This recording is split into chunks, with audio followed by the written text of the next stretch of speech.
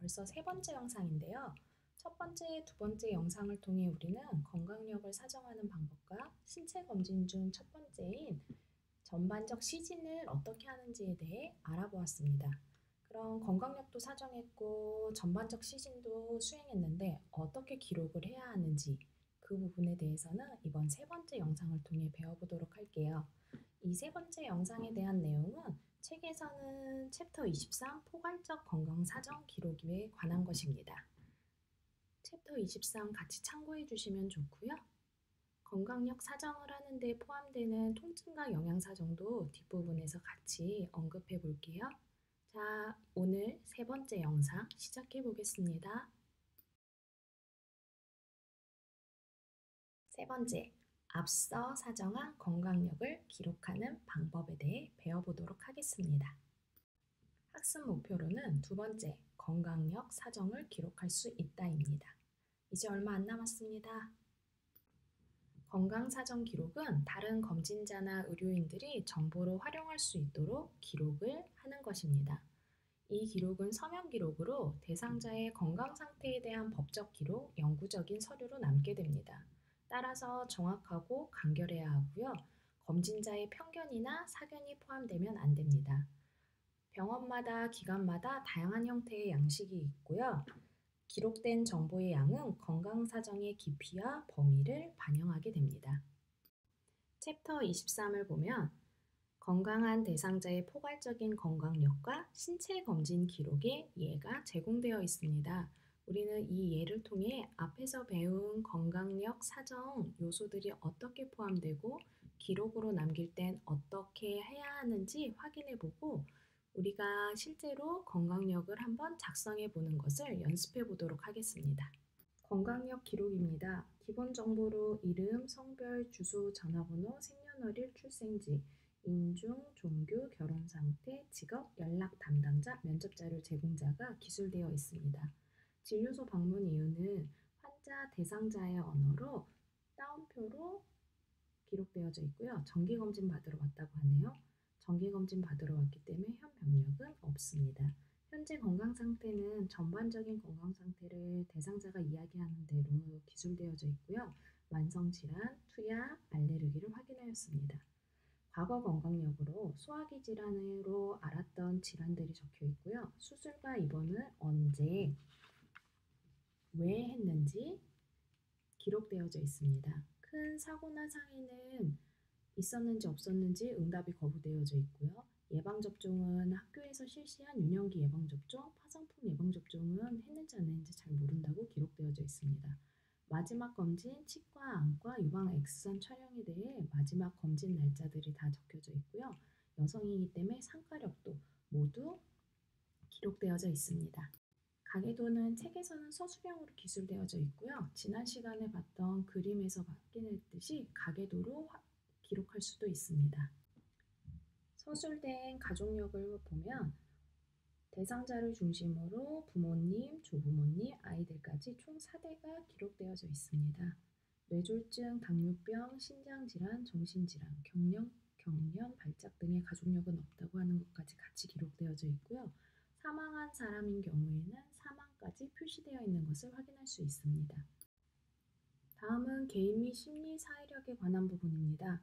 개인 신상에 대해서 대상자는 대부분 자신이 좋은 상태라고 느끼고 문화적 소속이나 교육 정도나 일을 할 때의 느낌에 대해 이야기하고 있습니다. 취미도 적혀져 있고요. 가족 및 사회적 관계에서는 가족의 집의 환경도 기술되어져 있고 누구와 함께 살고 있는지도 있습니다. 그 다음 자녀들은 어떻게 되어져 있는지, 그 다음 자신에게 중요한 사람들은 누구인지, 자신의 주변 사람에 대한 정보도 이야기하고 있고요. 다음으로 영양과 식이는 식욕과 그 다음 지난 24시간 동안 먹은 것들에 대해서 회상하여 균형 잡힌 음식 섭취량을 보고하였다고 적혀져 있습니다. 그 다음 수분 섭취량도 같이 적혀져 있고요. 다음으로는 기능적 능력으로 집관리, 전일제 근무, 어머니를 돌보는 활동을 수행하고 있다고 일상생활 수행 능력이 적혀져 있습니다. 정신건강에 대해서는 대상자가 느끼고 있는 것에 대해서 자세히 적혀져 있고요. 담배나 술, 약물은 사용 안 하고 술은 일주일에 와인 한두 잔, 담배는 팩 이하로 과거에 22갑 1년 정도 흡연력이 있다고 적혀져 있습니다. 그리고 이제는 금연하셨네요. 10년 이상 담배를 피우지 않았다는 것도 같이 기록되어져 있습니다. 대상자가 하고 있는 건강증진 활동에 대해서도 기록되어져 있고요. 자동차 안전벨트 착용까지 기록하고 있습니다. 환경에서는 가정과 이웃 환경이 안전하고 위험이 없다고 느낀다고 기술되어져 있습니다. 다음은 건강력 수집의 마지막 항목인 신체 계통 조사입니다. 기록되어져 있는 것을 보면 전반적 증상으로는 스스로 건강하다고 생각하지만 어머니를 돌봐야 하는 의무감과 전일제 근무 때문에 자주 피로감을 느낀다고 기록되어져 있습니다. 다음으로 몸 전체의 신체 계통들에 대한 조사가 이상 증상이 있는지 그리고 건강 증진 활동은 무엇을 하는지 조사하고 기록해 되어져 있는데요. 피부를 먼저 보겠습니다. 피부는 피부, 머리카락, 손톱에 대해 확인했고요. 머리카락엔 흰 머리카락으로 인해 월 1회 염색하고 염색으로 인한 두피 자극은 없다고 기록되어져 있고 피부를 위한 건강 증진 활동으로 외부에 있을 때 때때로 자외선 차단제를 바른다고 합니다. 머리, 눈, 귀, 코, 인후 계통으로는 두통, 현기증, 실신은 없고 근시 때문에 안경, 콘택트 렌즈를 착용하고요. 다른 이상 증상도 없고요. 또한 건강 증진 활동으로 양치질을 하루 2회 한다고 합니다. 유방 계통에서는 앞통, 덩어리, 혹, 유두분비물이 없습니다. 그리고 유방 건강 증진으로는 유방 자가 검진이 있는데요. 시행하고 있지 않다고 하시네요. 심혈관계 쪽은 가슴 통증, 호흡곤란, 심계항진 없고 말초 부종도 없고 하지만 발 차가움을 자주 느낀다고 하네요.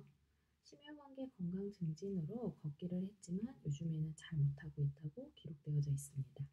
호흡기에는 이상 증상은 없었고요. 위장관계에서도 특별히 이상 증상을 호소하진 않네요. 비뇨기계도 노랗고 맑은 소변 매일 사후에 배뇨하고 배뇨 문제는 없다고 되어져 있습니다. 근골격계는 근력이 약화되거나 경련이 있거나 하는 장애가 없다고 기록되어져 있고 가끔 관절 경직은 있지만 통증이나 부종 또는 염발음은 없다고 기록되어져 있습니다. 신경계도 이상이 없었고요. 생식기계는 마지막 생리 시작일이 8년 전으로 생식기 병변이나 분비물이 없다고 기록되어져 있습니다. 마지막 생리 시작일이 8년 전이면 폐경하시는 것 같아요. 그렇죠? 남편과 성관계를 맺고 성관계에 만족을 한다고 하고요. 그러나 질건조감 때문에 성교 통증을 느낄 때가 있다고 이야기하고 호소하고 있습니다. 성병이나 경험은 없다고 합니다. 지금 기록되어져 있는 신체 계통 조사를 보면 각 시스템마다 이상 증상이 없는 것조차도 기록이 되어져 있습니다. 피부 병변, 변색, 발진 없음, 배뇨, 통증 없음, 걷는데 어려움 없음. 이렇게 증상을 물어보고 그 증상에 따라서 그 증상이 있었는지 없었는지 없었어도 기록을 해주는 게 중요한데요. 만약에 이렇게 없다라고 기록을 하지 않고 그냥 가슴 통증, 호흡곤란, 신경항진 없기 때문에 나 그냥 이거 빼놓고 안 쓸래 라고 하면은 이거 검사자가 이 항목을 제대로 사정을 한 건지 사정을 했는데 빼놓은 건지 아니면 대상자한테 가슴 통증이나 호흡곤란이나 신경항진이 없어서 기록을 안 한 건지 확인이 불명확합니다. 그래서 신체계통 조사에서 중요한 거는 다 물어보고 증상이 없으면 없다까지 기록하는 것이 중요한 부분입니다. 지금까지 건강력 사정을 기록한 것을 봤고요. 이번에는 신체검진 기록을 볼게요. 신체검진은 전반적 조사 부분을 확인할 건데요. 전반조사 책에 적혀져 있는 거 우리 같이 봐볼까요? 협조적인, 진압력 있고, 의식 명료함, 바로 앉은 자세로 눈 맞춤함, 적절한 의복을 착용함, 그 다음에 활력 징후, 혈압, 호흡수, 맥박, 체온 적혀져 있고요. 그 다음에 체중, 키, BMI가 기록되어져 있습니다. 우리가 두 번째 영상에서 배웠던 전반적 시진 방법으로 대상자를 사정하여 기록한 것을 확인할 수 있습니다. 검사자가 대상자의 외모를 관찰하고 눈으로 확인할 수 있는 피부, 대상자의 자세, 활동, 정신 상태를 사정 후 기록한 것을 확인할 수 있네요. 전반조사 뒷부분을 보면은 피부, 모발 손톱, 두부, 눈, 귀, 코, 입, 경부, 흉부와 폐 등 앞쪽에서 신체 계통 조사할 때 기록했던 신체 계통들에 대해 또 검진 결과들이 적혀져 있습니다. 이 각 기관별 검진 방법은 앞으로 우리 같이 배워보도록 할게요. 다음은 마지막으로 통증과 영양 사정에 대해 알아보도록 하겠습니다. 통증과 영양 사정은 건강력 사정 중에 아주 잠깐 들어갔었죠? 우리 요거 이번 시간에 한번 살짝 맛보기로 맛만 보고 간만 보고 지나가 보도록 하겠습니다. 통증 사정과 영양 사정은 챕터 5랑 7을 참고하시면 됩니다. 학습 목표는 다음과 같습니다. 통증 사정과 영양 사정을 안다. 통증이란 실제적 혹은 잠재적인 조직 손상에 동반하여 나타나는 불쾌한 감각적, 정서적 경험을 말합니다. 통증은 대상자 사정의 중요한 부분이기 때문에 제5의 활력증후라고도 불리는데요. 통증의 정의는 마고 맥카퍼리가 얘기한 통증이란 대상자가 있다고 말할 때마다 있는 거고 대상자가 아프다고 말하는 만큼 있는 것이라는 정의를 가장 많이 사용하고 있습니다. 이 정의는 통증은 주관적이기 때문에 어떤 사람이 다른 사람이 겪는 통증을 판단해서는 안 된다는 것을 강조하는 것입니다. 통증의 종류로는 6개월 미만에 최근 발병한 것으로 한정한 급성 통증이고요. 그 다음에 만성 통증은 6개월 이상 나타나는 것, 그 다음 병태생리 기준으로 유해자극성 통증과 신경병성 통증으로 나눕니다.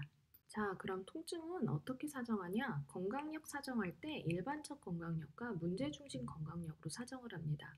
일반적 건강력에서는 현재력을 물어볼 때 만성질환이 있는지 통증에 대해서 경험한 적이 있는지 이야기해달라고 하고요.